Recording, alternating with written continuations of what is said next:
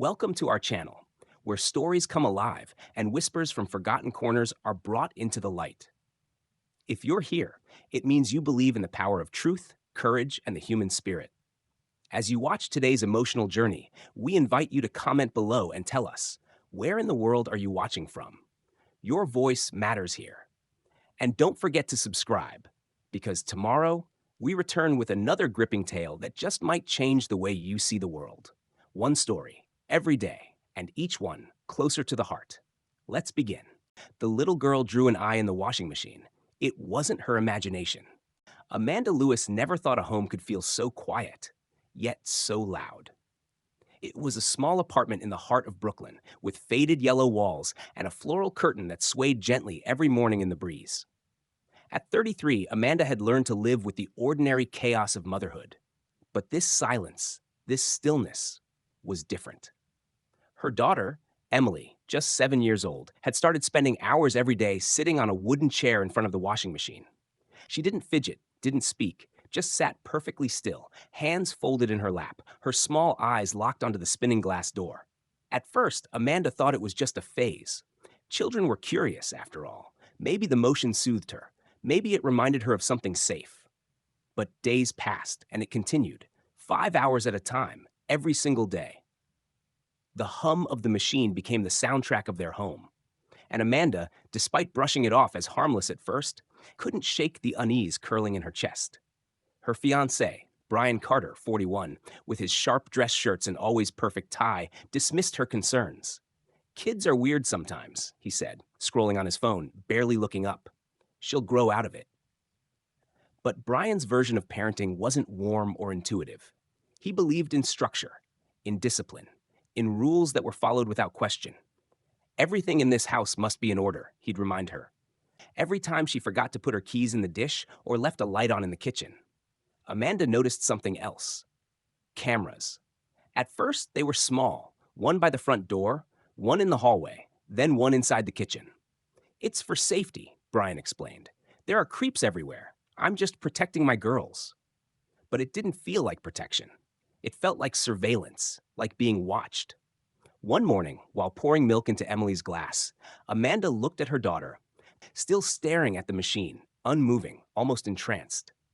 Brian stepped out of the bedroom, adjusted his cufflinks, and gave Amanda a curt nod before sitting at the table. "What time is it?" he asked. "Almost 8, she replied. "I made breakfast." But Emily didn't touch her food. She stood up quietly, walked to the laundry corner, and sat again in front of the spinning drum, her tiny frame silhouetted in the morning sun. Amanda knew something was wrong. Terribly, terribly, deeply wrong. Emily had always been a quiet child, but now her silence felt heavier, like it carried secrets too big for a 7-year-old to hold. After weeks of watching her sit in front of the washing machine, Amanda finally asked gently, "Sweetheart, why do you like watching it spin?" Emily didn't look away. She whispered, "Because when it spins, the eye opens, and when it opens, it watches me." Amanda froze. "What eye, baby?" "The red one," Emily said, her voice barely audible. "Inside the machine. It spins, and when it gets mad, it talks." Amanda wanted to believe it was just imagination, a child's mind creating stories out of boredom or fear. But there was no spark of playfulness in Emily's tone, only dread. That night, Amanda stood in the hallway and watched her daughter press her forehead against the glass door of the washer, as if waiting for something to speak back. The machine thumped quietly in the dark, its cycle long finished, but the girl didn't move. Brian didn't take it seriously. "She's making it up. Maybe she's lonely," he muttered over his newspaper. "Just keep her away from it if it bothers you so much." But Amanda couldn't let it go. She started noticing more. Emily jumping when doors creaked, flinching at soft footsteps, avoiding the bathroom altogether.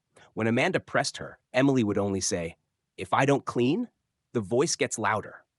One morning, Amanda found a towel neatly folded on the bathroom floor, far too perfect for a child's doing. Emily peeked in from the hallway. "I cleaned it," she said quickly. "If I clean, it doesn't knock." Amanda's blood ran cold. "Who told you that?" I I don't remember." Later, in a low voice, Emily added, "He says if it's not clean, the eye will pull me in." Amanda knelt, holding her daughter's trembling hands. "Who is he, Emily?" Emily didn't answer. That evening, Amanda asked Brian directly if he had ever said anything strange to Emily, if he'd made up any stories to scare her into cleaning. He scoffed. Don't be ridiculous. She's watching too many cartoons.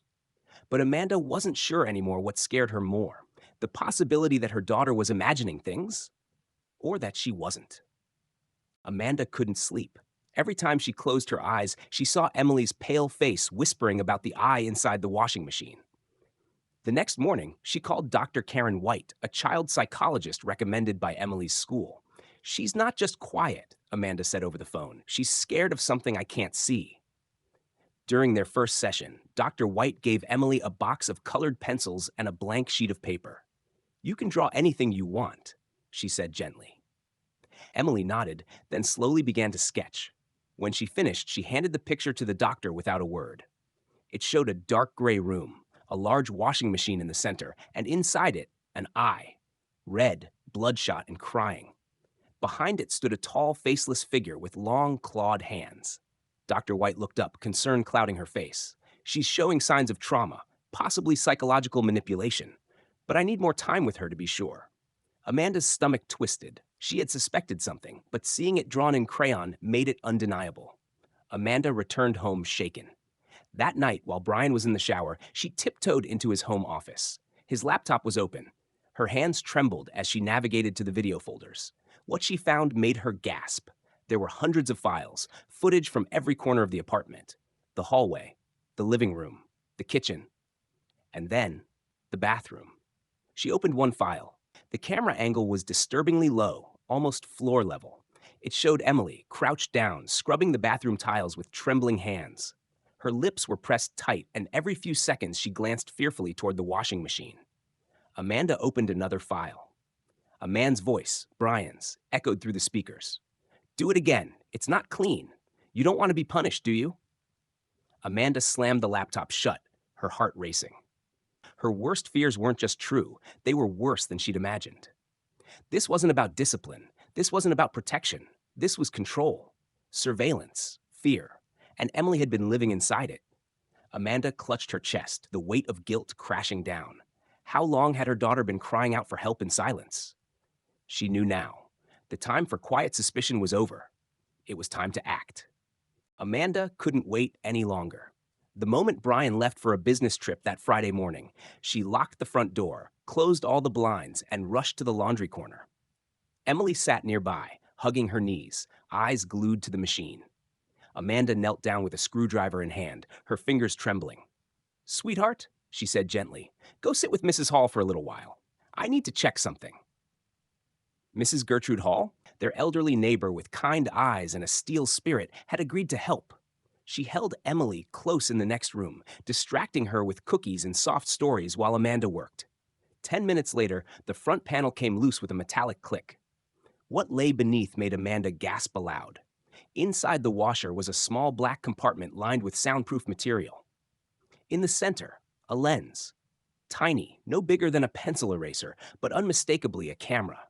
Wires spiraled around it, leading to a transmitter chip nestled deep in the insulation. Amanda recorded everything on her phone, her breath ragged, her heart pounding in her ears. This wasn't paranoia. This wasn't imagination. This was evidence. Real, undeniable proof. Mrs. Hall peeked around the corner. "You found something, didn't you?" Amanda nodded. "He's been watching her. From here. From inside this thing." By noon, Amanda had packed everything she could into 2 suitcases. Emily's drawings, her teddy bear, legal documents, food, clothes, memories. At 3 p.m., she received an email from Dr. White containing a psychological report officially stating that Emily was suffering from trauma due to controlling and manipulative behavior at home. At 4:20, the doorbell rang. Amanda froze. Brian wasn't supposed to be back until nightfall. She grabbed Emily and ran into the bedroom, locking the door behind her. "Clara!" Brian shouted from the hallway. "What do you think you're doing?" "Leave," she yelled back. "I have proof. The police are on their way." Emily clung to her, shaking. Amanda whispered, "It's almost over, baby. Just a little longer." Downstairs, Mr. Mason, the retired school security guard who had always kept an eye out for Emily, was already calling 911. Moments later, he raced upstairs, bursting through the back door. Amanda, clutching Emily, followed him down the stairs toward a waiting car. They didn't look back. The storm had begun, but the escape had started. The storm raged overhead as Amanda and Emily arrived at a safe house on the edge of Brooklyn, provided by a women's protection organization. The apartment was small, 2 bedrooms, bare walls, secondhand furniture, but to Amanda, it felt like the first breath of freedom in years. Emily clutched her teddy bear, still silent, but her eyes no longer darted toward every corner like they used to. Amanda sat with her on the couch, wrapping a blanket around them both. "You're safe now," she whispered. "He can't hurt you anymore." That same night, the police raided Brian's apartment. Hidden in his office was a second drive, loaded with over 70 video clips, many showing not just Emily, but other children too. One folder was labeled training logs. Amanda's stomach turned when she saw it listed in the evidence report. Days later, Brian stood trial. Amanda testified first. Her voice shook, but her words were clear. "He hid a camera inside the washing machine. He told my daughter if she didn't clean right, the eye would open and punish her." Brian sat across the courtroom in handcuffs, expression blank, until Amanda mentioned the audio recordings. His face turned red. "Lies," he shouted. "You twisted everything." The judge pounded his gavel. Silence. Emily didn't have to testify. Dr. White and Mr. Mason stood in her place, sharing everything they had seen and heard. The evidence was overwhelming. The judge called Brian's actions a deliberate campaign of control and psychological abuse. The verdict was swift: 17 years in federal prison, no parole, and a permanent restraining order barring him from ever contacting Amanda or Emily again. The next morning, Amanda and Emily walked to a nearby park. For the first time in months, the little girl ran freely through the grass. She chased butterflies, drew smiling suns in her sketchbook, and even laughed. Really laughed. At lunch, Emily looked up from her soup and asked, "Mom, are we really free now?" Amanda smiled, tears in her eyes. "Yes, baby, we're really free." That night, Emily drew a picture: a yellow house, a blue sky, and a washing machine with flowers growing from it. When Amanda asked why, Emily replied, "Because I forgave the memory." Amanda held her daughter close, realizing that the journey wasn't just about escaping the darkness. It was about learning how to live again in the light. If this story moved you, we invite you to share your thoughts in the comments below. What part of Amanda and Emily's journey resonated with you the most? Have you ever witnessed something that didn't feel right, but didn't know how to speak up? Your words matter, and your voice could help someone else feel seen, heard, or even protected. Let us know where you're watching from and what emotions this story stirred in you. Whether it's sadness, anger, hope, or strength, we want to hear it. This channel is a space for connection and compassion, and your comments help build that community. And if you haven't already, don't forget to subscribe. Tomorrow, we'll return with another powerful story, one that just might change how you see the world.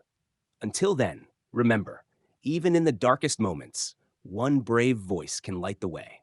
Speak your truth, share your heart, and let's keep these important conversations going.